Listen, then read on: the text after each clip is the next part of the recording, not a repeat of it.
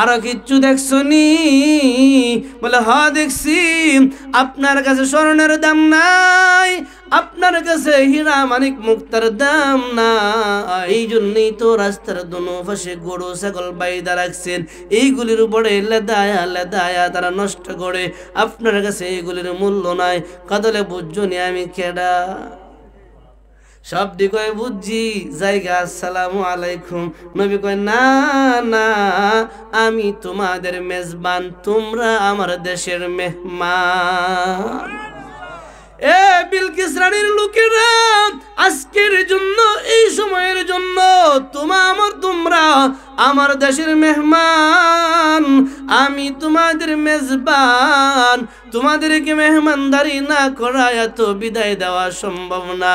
চলো চলো মেহমান খানায় চলো। সব ডিগিয়া দস্তরখানায় বসছে, একটা আরেকটারে কই বুঝছস নি কিছু? কই এখনো শেষ হইছে না, আরো পরে।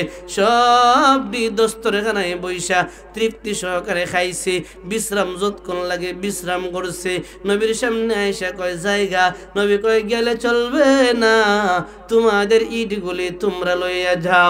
আর বিলকিস রে কইও আল্লাহ তাআলা আলাইয়া ওয়াতুনি মুসলিমিন, তোমরা এইগুলি নিয়ে আইসো, এইগুলি নিয়ে যাও, আনছো আবার নিয়ে যাও। এইগুলি আমার প্রয়োজন নাই, এই স্বর্ণের ইট আমার প্রয়োজন নাই। আমি তো দুনিয়া চাই না, আমি শুধু চাই প্রত্যেকটা মানুষ কালিমাওয়ালা হইয়া মরবে, বিনা হিসাবে আল্লাহর জান্নাতে যাবে। বিলকিস রানী ডাক দিয়া কয় তোমরা তো কইতাছো নাইমা যাই, কিন্তু নামলেই তো হবে না। জানো যার ভিতরে দুনিয়ার লোভসা নাই, যার ভিতরে দুনিয়ার লোভ লালসা নাই, ওই মানুষটা তো সাধারণ মানুষ না। ওই মানুষটা নিশ্চয়ই আল্লাহর পক্ষ থেকে নবী এবং বাদশাহ। আর কিতা কারো রইছে তো? আমি আরো পরীক্ষা করবো, পরীক্ষায় যদি পাস হয়, বিলকিসে কয় আমি আরো পরীক্ষা করবো, আমার পরীক্ষাগুলির মাঝে যদি সুলাইমান পাস হয়, আমি কথা দিলাম আমার মন্ত্রী পরিষদ লইয়া আমি নিজে সুলাইমানের রাজ্যে যাব। সুবহানাল্লাহ কইতেন না? আমি নিজে সুলাইমানের রাজ্যে যাইয়া নিজের কাল্লাটারে তার একমাত্র রবের কাছে নত করে দিব, তার কাছে নত করে দিব। সে আমার কালিমা পড়াবে, আমার দেশের সবাই কালিমা পড়বে, আমার দেশ ইসলামী হুকুমতে চলবে যদি আমার পরীক্ষায় পাস হয়। সব দিকে আর কি করবা? দেখছই তো একটা কইরা। সুতরাং কালিমা টালিমা দরকার নাই, খালি কোনাই মাজায় কিতাবের মাঝে উল্লেখ করা হয়। ও যুবক ভাই, বৃদ্ধ বাবারা, একটা কথা খেয়াল রাখো, তোমার আমার ভিতরে যদি এই চিন্তাটা ঢুইকা যা, আমি নিজে নামাজ পড়বো শুধু তাই না, আমার গ্রামবাসীরে নামাজের দাওয়াত দিব, আমি কোরআন তেলাওয়াত শিখবো শুধু তাই না, আমার গ্রামবাসীরে কোরআনের দাওয়াত দিব, গ্রামবাসীরে সৎ পথের দাওয়াত দিব। বলা হয় আল্লাহ তাআলা তোমার মর্যাদা বাড়াবে, এত বাড়াবে একটা পাখি জাতির নিয়ে চিন্তা করার কারণে যদি আমার আল্লাহ তার নামটা এত বাড়াইতে পারে, তুমি আমি তো আশরাফুল মাখলুকাত, আশা করি তোমার আমার নাম আল্লাহ দুনিয়াতে বাড়াবে, পরকালে জান্নাতি বানাবে। সুলাইমান নবী কো তুমি কিতা কো হাসানি? দেখেন আল্লাহ খুব সুন্দর করে কয়, পাখিরা বলে পয়গম্বর আমি নিজে গেছি, আমি নিজে যখন ঢুকলাম এই দেশের মাঝে, ঢুকার পরে দেখলাম ইন্নী ওয়াজাদতু ইমরাআতান তামলিকুহুম ওয়া উতিয়াত মিন কুল্লি শাইইন ওয়া লাহা আরশুন আযীম। আমি ওই দেশে ঢুকলাম, ঢুকার পরে দেখলাম এই দেশে কোনো রাজা নাই, রানী। কথা বুঝতেছেন না? আমার খারাপ লাগতেছে আপনারা? ও নবী আমার, আমি যখন ওই দেশের মাঝে ঢুকলাম, ঢুকার পরে দেখি রাজা নাই, শুধু রানী আছে, তার নাম বিলকিস। ফুটফুটে সুন্দর, সুন্দর বিলকিস রানীরে দেখলাম, ওয়ালাহা আরশুন আযীম, সে তার সিংহাসনে আছে, সিংহাসনটা বিশাল বড়।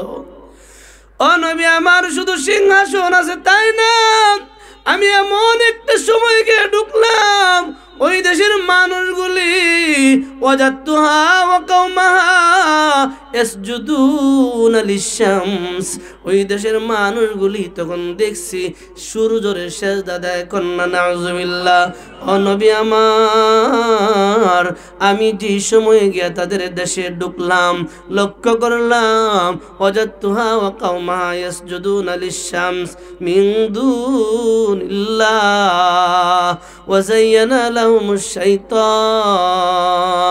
আমি যে সময়ে তাদের দেশের ভিতরে ঢুকলাম, এই সময় দেখলাম ওই দেশের মানুষগুলি সূর্যরে সিজদা দেয়, ওই দেশের মানুষগুলি দেবতারে সেজদা দেয়, শয়তানরে সেজদা দেয়। ওই দেশের মানুষগুলি আল্লাহ চিনে না, নবী চিনে না। নবী আমার ওই মানুষগুলির দেখে দেখা চিন্তা করলাম আর আফসোস করলাম, আল্লাহ তোমারে বানাইছে, ওই আল্লাহরে চিনো না, যে আল্লাহ তোমারে আমারে বানাইছে, যে আল্লাহ সব কিছুর মালিক, যে আল্লাহ রব্বুনা রব্বুস সামাওয়াতি ওয়াল আরদ, ওই রবরে চিনো না, শয়তানরে সেজদা দাও, সূর্যরে সেজদা দাও। চিন্তা করলাম আর আসতে লাগলাম আপনার কাছে, ওই দেশের খবরটা জানাবো, আপনি এই দেশের মানুষরে লা ইলাহা ইল্লাল্লাহর দাওয়াত দিবেন, ওই দেশের মানুষগুলি কালিমা গ্রহণ করবে, আল্লাহওয়ালা হয়ে যাবে, ওই দেশের মানুষগুলি জান্নাতি হয়ে যাবে।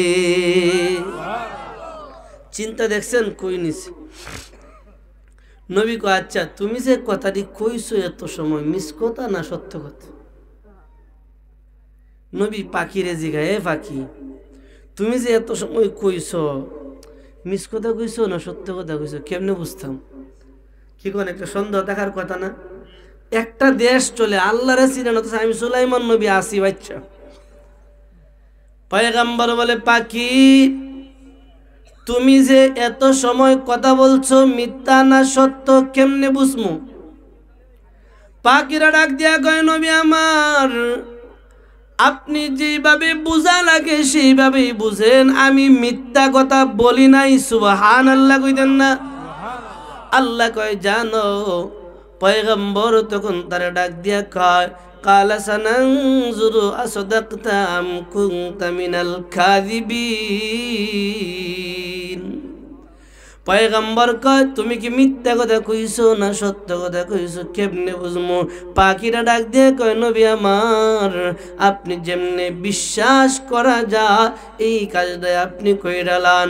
আল্লাহ তাআলা জানায় দেয়, পয়গম্বর সুলাইমান আলাইহিস সালাতু ওয়াস সালাম ঠিক এই সময় ডাক দেয়া কয়, পাখি আমি তোমার হাতে একটা চিঠি দিব, তোমার টুটে একটা চিঠি দিব, অথবা তোমার পায়ে বাইদা একটা চিঠি দিব।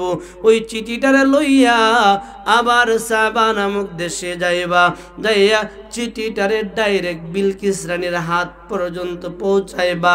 বিলকিস যদি আমার চিঠিটা পাওয়ার পরে যদি প্রতি উত্তর পাঠায়, চিঠিটা পাবে, পাওয়ার পরে যদি প্রতি উত্তর পাঠায়, বুঝবো তুমি সত্য, সত্য হলে মাফ করে দিব, আর যদি প্রতি উত্তর না আসে বুঝবো তুমি মিথ্যাবাদী, আর মিথ্যাবাদী হলে লাউআযিবান্নাহু আযাবান শাদীদা, যদি মিথ্যাবাদী হও তোমারে শক্ত শাস্তি দিব, প্রয়োজনে আউলা আযবাহান্না, প্রয়োজনে তোমারে জবাই কইরা লাইমু। ফাঁকি কইটা একটা বিষয় হইলো, আপনি আমার কথা বুঝতেছেন? খারাপ লাগতেছে কার? খারাপ লাগতেছে আপনাদের? ফাঁকি কয়, নবী এটা একটা বিষয়, আপনি একটা মাত্র সিঁড়ি দিবেন, দেন লয়ে যাইগা। কিতাবের মাঝে উল্লেখ করা হয়, আল্লাহ তাআলা বলে, পয়গম্বর সুলাইমান আলাইহিস সালাতু ওয়াস সালাম একটা চিঠি লেখছে, লম্বা একটা চিঠি লেখছে।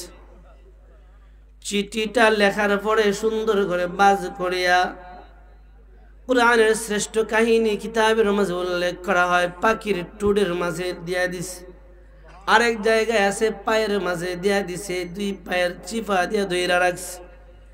পাখিটা যাইতে যাইতে যাইতে যাইতে বিলকিস রানীর দেশে গিয়া ঢুকছে। পাখি বলে, আমি যেই সময় বিলকিস রানীর দেশের ভিতরে ঢুকলাম এই সময় বিলকিসে ঘুমায়। বলেন তো বাদশা যদি ঘুমায় দরজা জানালা সব খোলা রাখবো?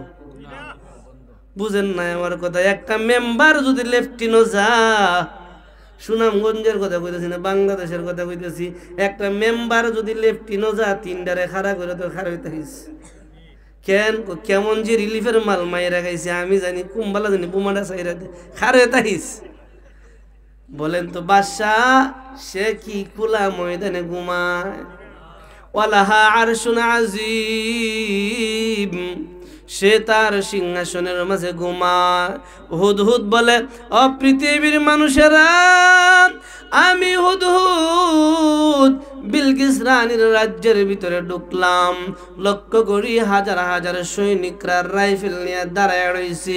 ওই যে বর্ডারে যখন আমরা চলে দেখি ওই পারের সৈনিকরা রাইফেল নিয়ে দাঁড়ায় রয়েছে, গেঞ্জাম হবেই তো গুলি মারবে। এই তো কয়েকদিন আগে 5-7 দিন আগের কথা, আপনাদের বর্ডার সুনামগঞ্জে সিনাকান্দি এলাকায় দেখলাম একজন একটু ব্যতিক্রম হয়েছে, ফেডের মাঝে ঢুকে গেছে। হের কাজেই তো এটা কিছু ঢুকে দিল। হুদহুদ কয়, আমি দেখলাম হাজার হাজার সৈনিকরা পাহারাদার অবস্থায় দাঁড়া পাহারাদারি করে, হাজার হাজার সৈনিকরা।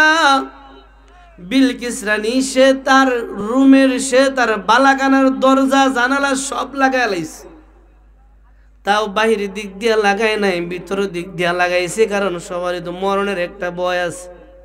কি কর, মরণের ভয় নাই? কেউ কি চায় মরতো? কেউ চায়? তাও একটা বাদশা, তার তো মরণের ভয় আরো বেশি। কিতাবের মাঝে উল্লেখ করা হয় বিলকিস রানী সিংহাসনের ভিতরে ঘুমায়, আর আমি পাখিটা চতুর্দিক দিয়া তালাশ করতে লাগলাম কোন দিক দিয়া বিলকিসের ঘরের ভিতরে ঢুকা যায়। লক্ষ্য করলাম দরওয়াজাগুলি লাগানো, লক্ষ্য করলাম জানালাগুলি লাগানো। ঢুকবো কি করে? ঢুকার তো কোনো রাস্তা নাই।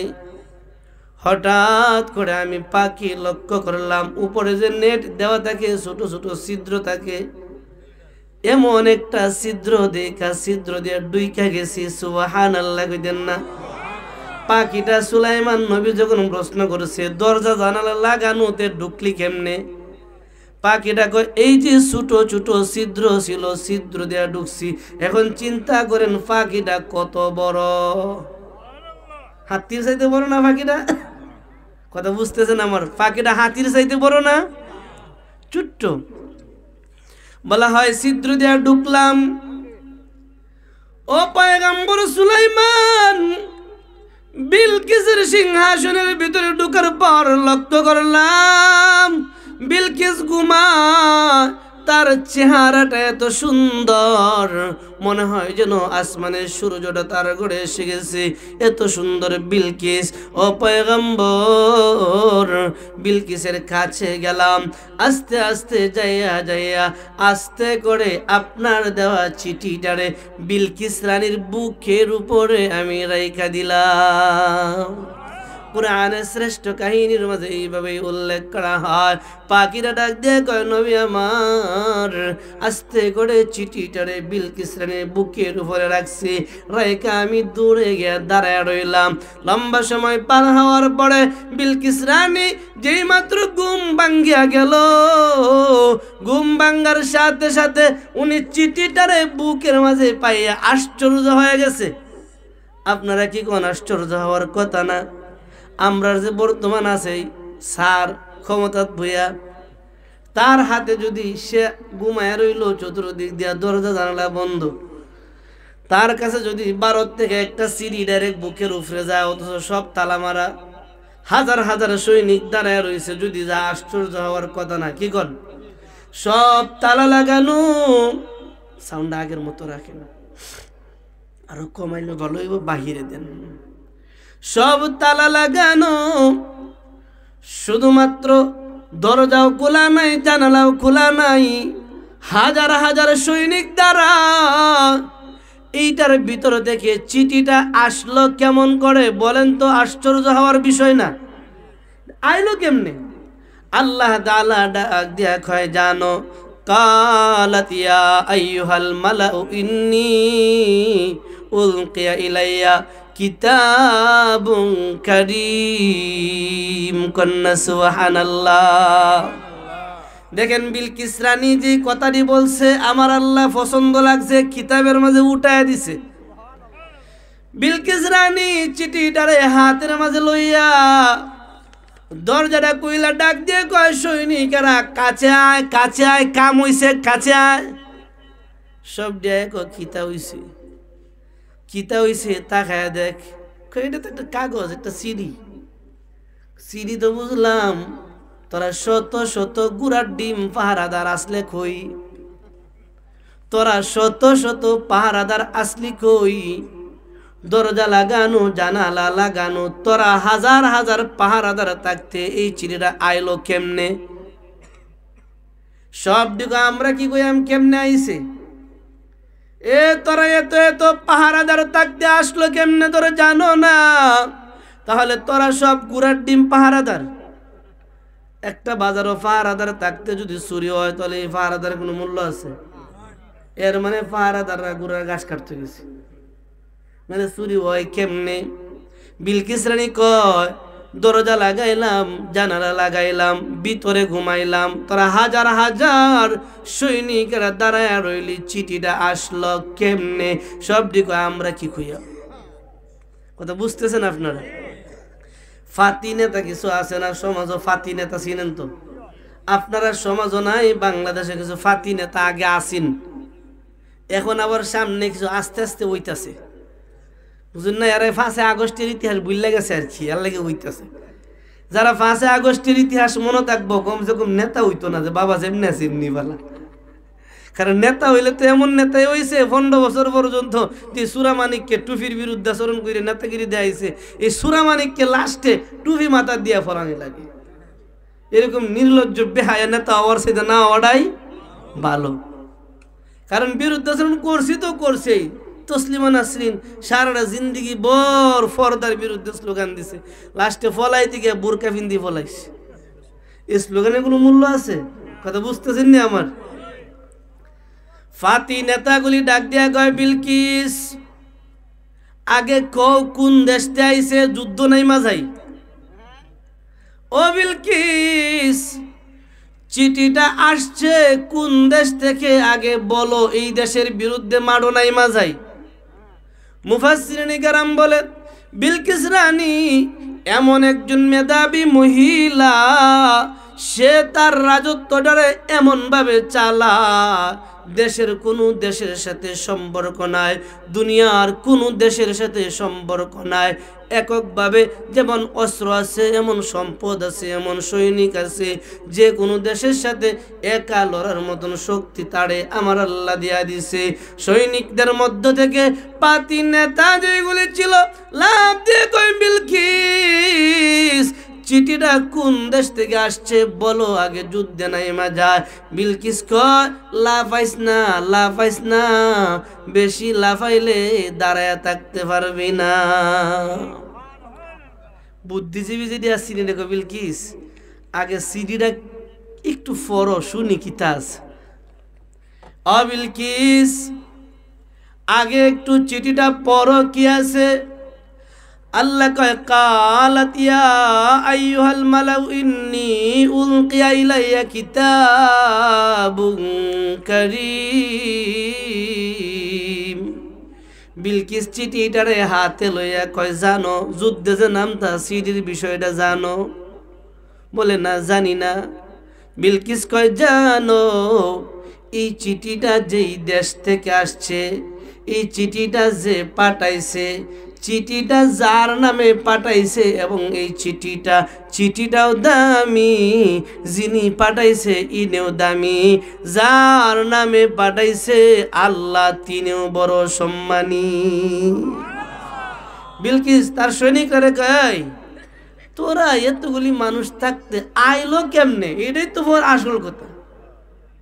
যেহেতু আয়েশা গেছে জানো, উলকিয়া ইলাইয়া কিতাব কারীম, এই চিঠিটা বড় সম্মানী।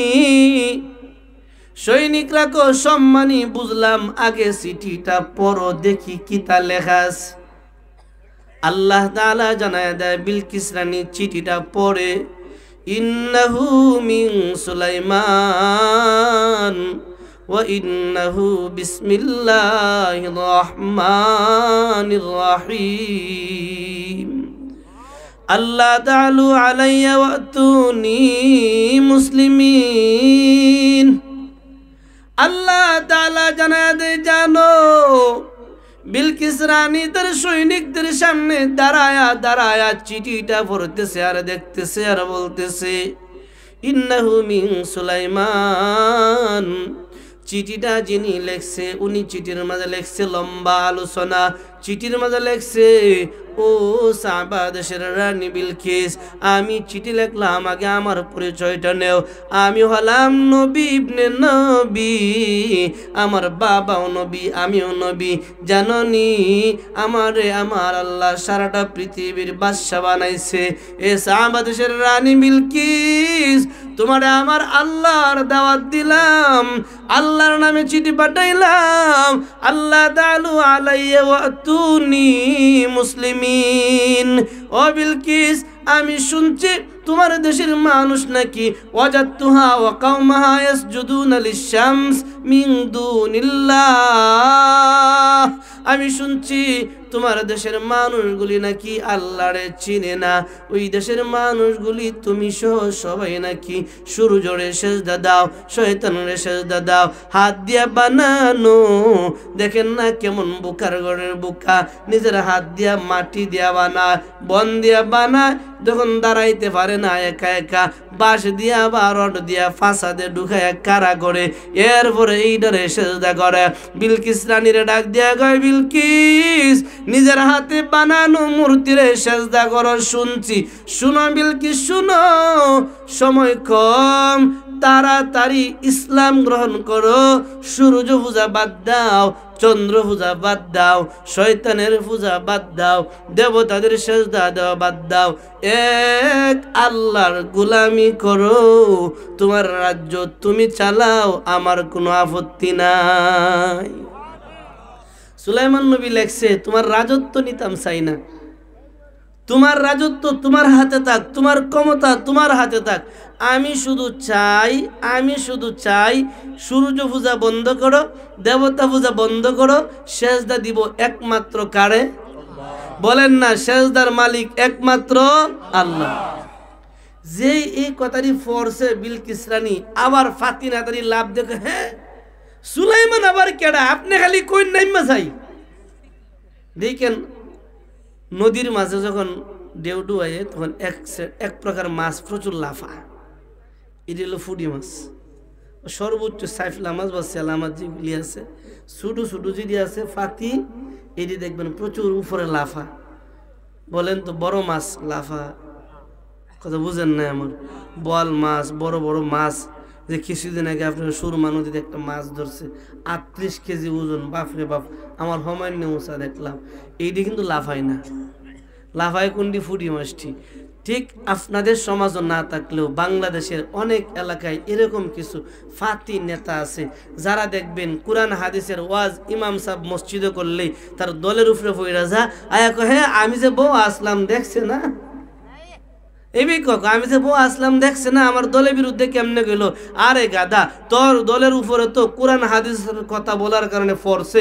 তোর দল যদি ইসলামের বিরুদ্ধে যা, তোর দল যদি কোরআনের বিরুদ্ধে যা, তোর দল যদি টুপিওয়ালাদের বিরুদ্ধে যা, তোর দল যদি রাষ্ট্রের বিরুদ্ধে যা, আমার হিসেবে তো ইমাম তো শুধুমাত্র বলছে তোর দলরে জুতা পিটা করে তারাই তো দেশ। তো কথা বুঝেন নাই আমার? যেই ইসলামের সাথে সংঘর্ষ লাগবে তার বিরুদ্ধে তো কোরআন। কথা বুঝতেছেন আমার? আল্লাহ আমাদের দেশের সব দলগুলোর হকপন্থী দল বানাও, বলি আমিন। বিলকিস রানী ডাক দিয়া কয়, কি কস? কালি কই নাইমা যাই। বিলকিস রানী কয় লাফাইস না, চিঠিটা পড়ে দেখ, যিনি লেখছে তিনি হলো নবী ইবনে নবী, যার নামে পাঠাইছে তিনি হলেন আসমান জমিনের মালিক। সুবহানাল্লাহ কইতেন না? বলেন তো আসমান জমিন আমরা সব কিছুর মালিক কে? এর বিরুদ্ধে লাগে লাভ আছে? বিলকিস রানী কয় নামিস না, নামিস না। তাহলে কি করে যায়? আমি বিলকিস তোদের জ্ঞানে রাজ্য চালাই না, আমারে একটু সুযোগ দে, ভাবতে সুযোগ দে। হুদহুদ পাখি কয় আমি দূরে দাঁড়ায়া দাঁড়ায়া সব শুনতেছি, প্রতি উত্তর না লয়ে গেলে তো খবর আছে, উত্তর না লয়ে গেলে তো আমার খবর আছে।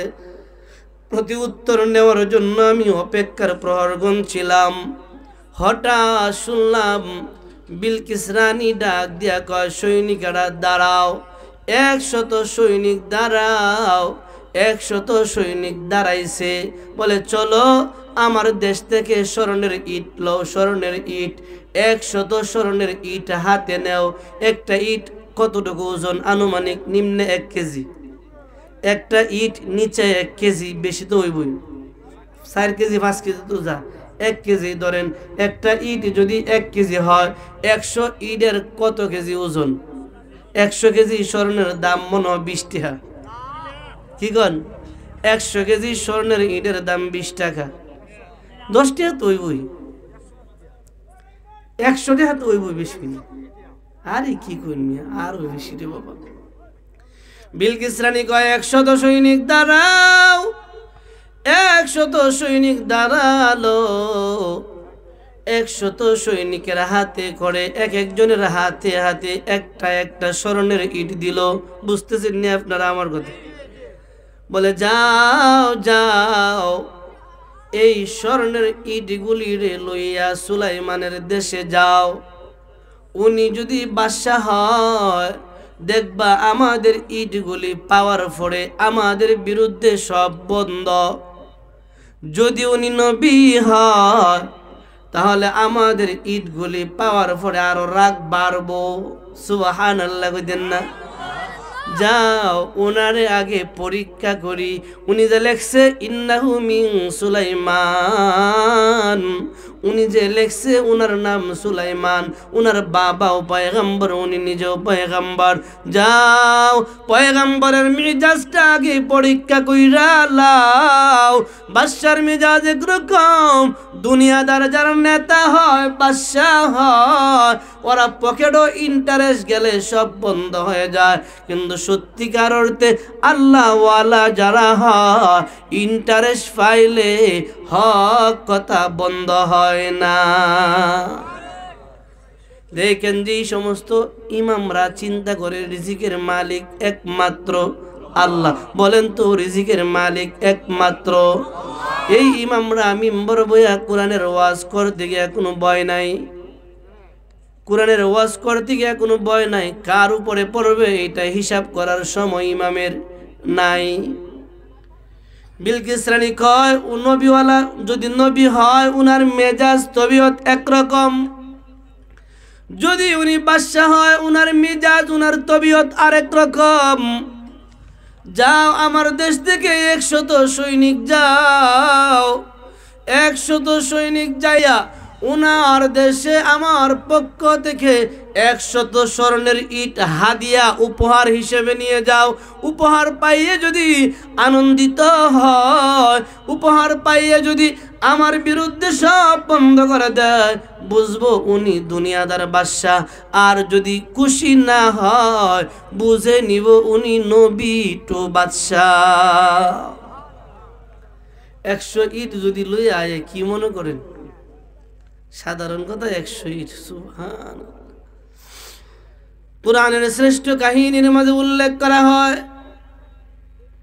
সৈনিকগুলি যখন রওনা দিবে, হুদহুদ পাখি বলে আমি পাখা বাইরিতে লাগলাম, চললাম।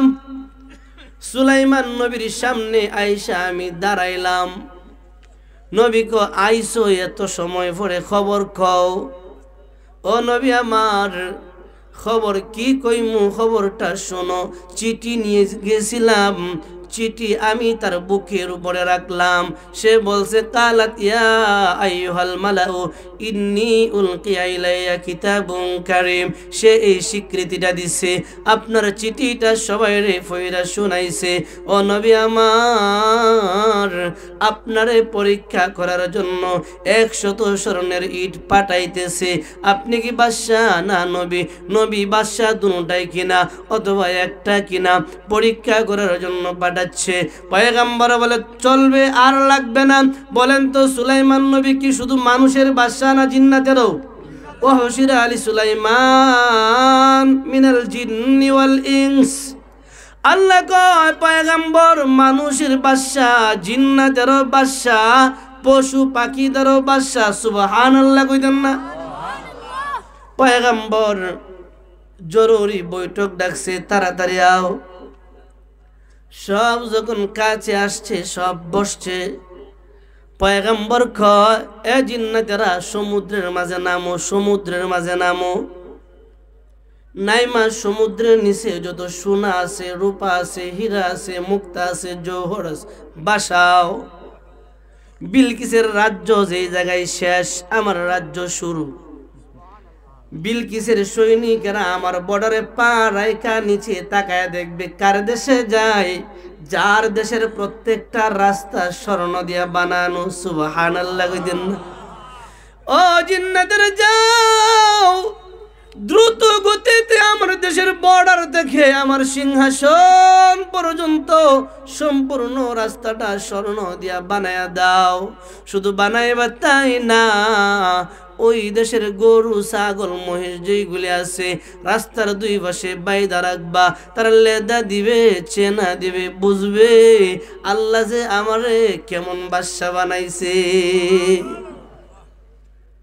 আল্লাহর নবী বলতে দেরি, জিন্নাতরা কাজ করতে দেরি। নির্দর বাংলাদেশের ইঞ্জিনিয়ার না। একটা ব্রিজ 2022-এ ভাঙছিন বন্যা।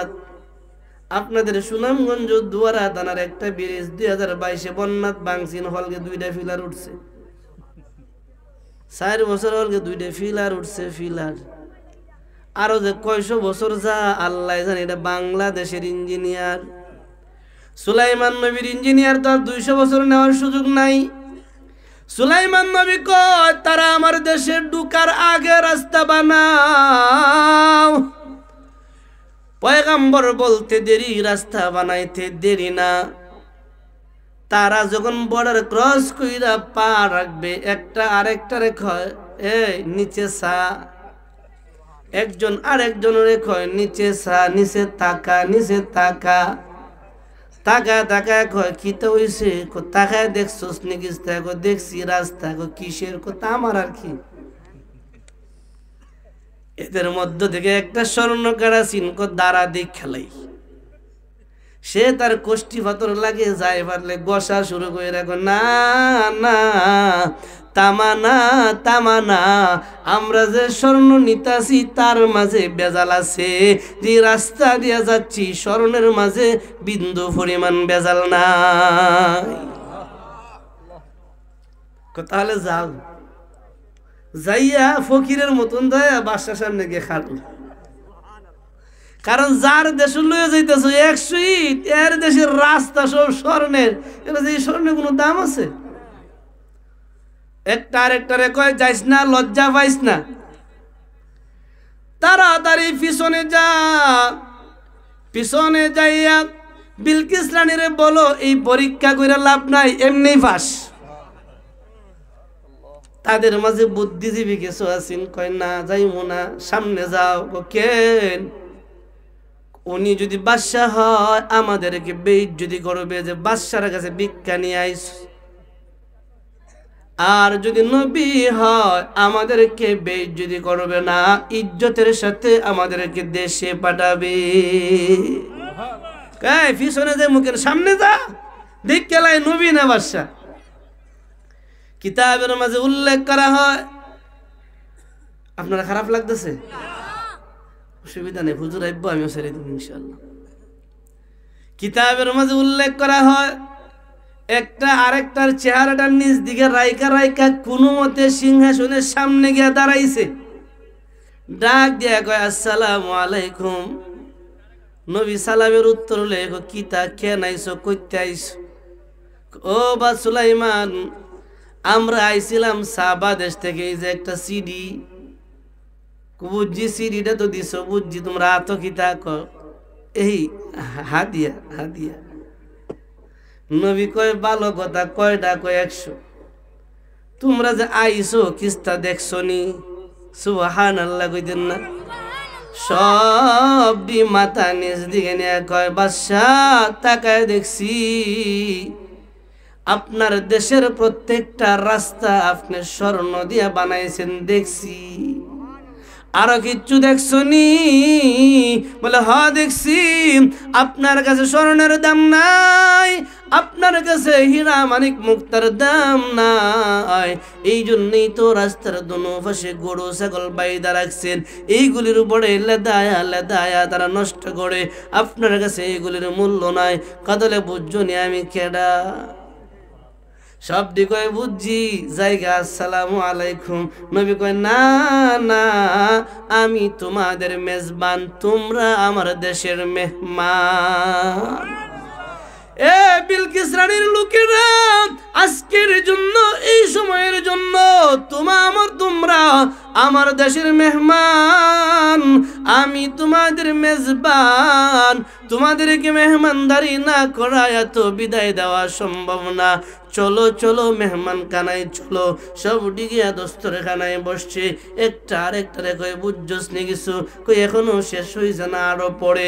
সব দস্তরখানায় বইসা তৃপ্তি সহকারে খাইছে, বিশ্রাম যতক্ষণ লাগে বিশ্রাম করছে। নবীর সামনে আইসা কয় জায়গা। নবী কয় গেলে চলবে না, তোমাদের ইটগুলি তোমরা লইয়া যাও। আর বিলকিস রে কইও আল্লাহ তাআলা আলাইয়া ওয়াতুনি মুসলিমিন, তোমরা এইগুলি নিয়ে আইসো, এইগুলি নিয়ে যাও, আনছো আবার নিয়ে যাও। এইগুলি আমার প্রয়োজন নাই, এই স্বর্ণের ইট আমার প্রয়োজন নাই। আমি তো দুনিয়া চাই না, আমি শুধু চাই প্রত্যেকটা মানুষ কালিমাওয়ালা হইয়া মরবে, বিনা হিসাবে আল্লাহর জান্নাতে যাবে।